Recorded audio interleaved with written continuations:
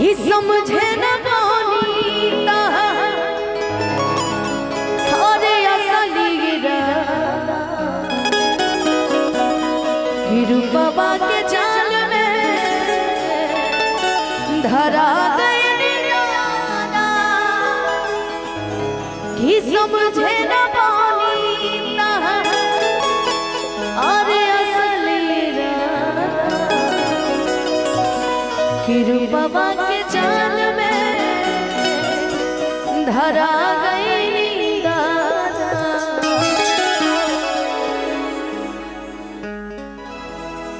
इस गाने की फरमाइश एक भैया ने की है, ये मेरा भी बहुत ही फेवरेट गाना है कि असरा धरा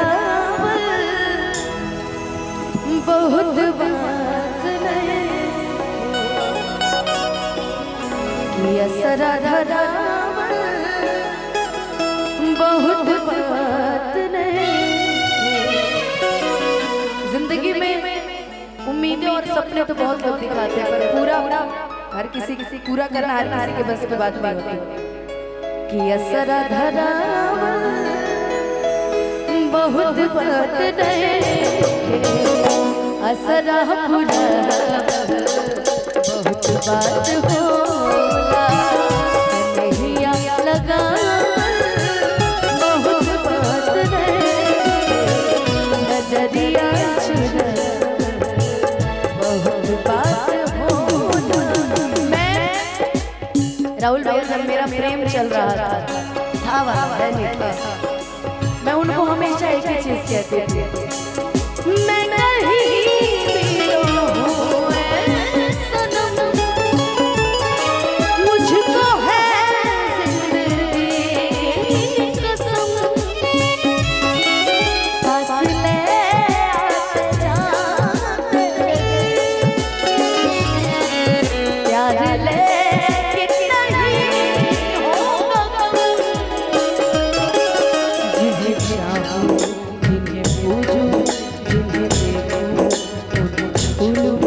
जरा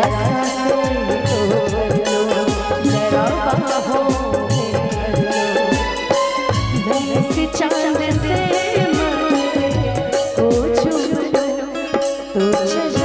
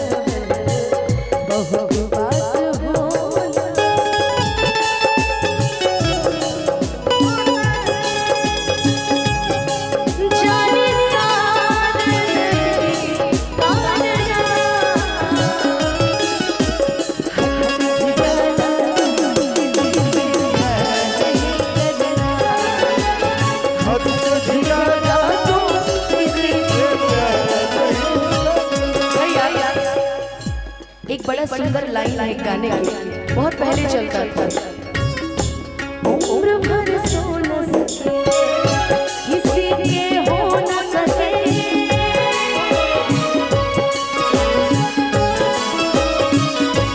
अजनबी तुम बन जाओ गैर हम हो न सके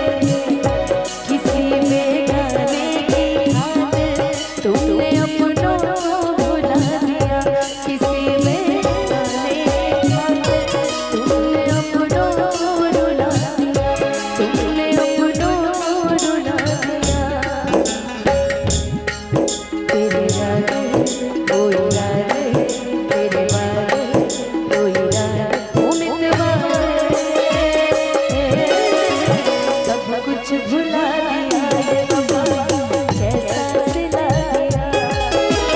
सब कुछ भुला दिया ये बाबा कैसा सिला दिया।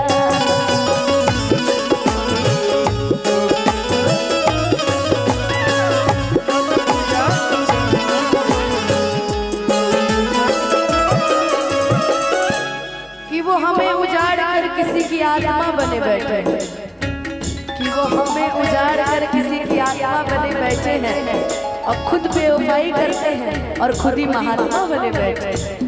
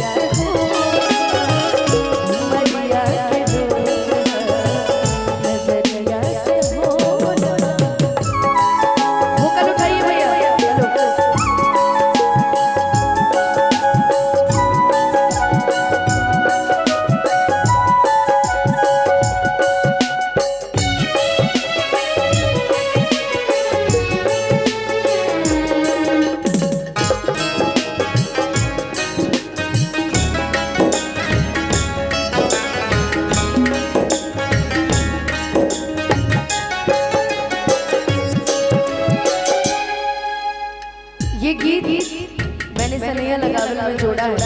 क्योंकि मुझे भी बहुत पसंद है और ताने जी को भी बहुत पसंद है, इसलिए एक गोरिया फूल बहे एक गोरिया